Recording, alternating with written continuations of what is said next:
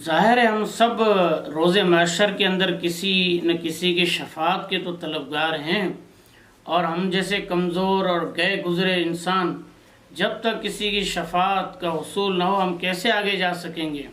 تو جس کا لقب ہی یہ ہے شفیع المذنبین، حضور نبی کریم صلی اللہ علیہ وآلہ وسلم، آپ نے خود یہ بات ارشاد فرمائی ہے کہ اقرأوا القرآن فَإِنَّهُ يَأْتِي يَوْمَ الْقِيَامَةِ شَفِيعًا لِأَصْحَابِهِ رواہ مسلم۔ آپ نے فرمایا کہ قرآن کو پڑھو، قیامت کے دن یہ اپنے ساتھیوں کا سفارش کرنے والا بن کر آئے گا۔ یہ قرآن، اس کے اہل قرآن کون ہیں؟ جو قرآن کریم کے ساتھ جڑتے ہوں، جو قرآن مجید کی مانتے ہوں، جو قرآن مجید کو جانتے ہوں۔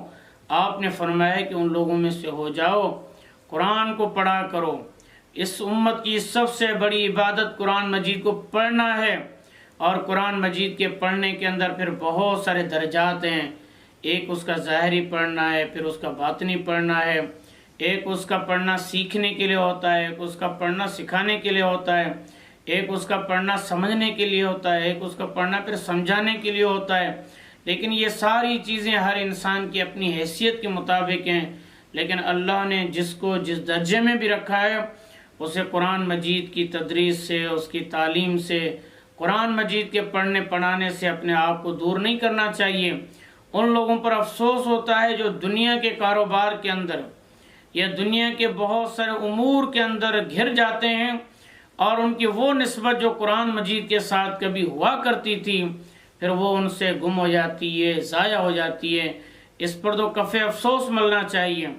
کوشش کرنی چاہیے کہ یہ قرآن مجید فقط اس لیے تو نہیں تھا کہ جب میرے پاس کوئی سرکاری جاب نہیں تھی تو میں پڑھتا اور پڑھا تھا، جب میرے پاس کاروبار نہیں تھا تو میں پڑھتا اور پڑھا تھا، اب میں کاروبار کرنے لگ گیا ہوں، اب مجھے سرکاری نوکری مل گئی ہے تو میں اس کی چاکری کرنے لگ گیا ہوں تو اب میں قرآن مجید سے علیحدہ ہو جاؤں۔ نہیں، قرآن مجید میری زندگی کی ضرورت ہے، قرآن مجید میرے قبر کی ضرورت ہے، قرآن مجید میرے حشر کی ضرورت ہے۔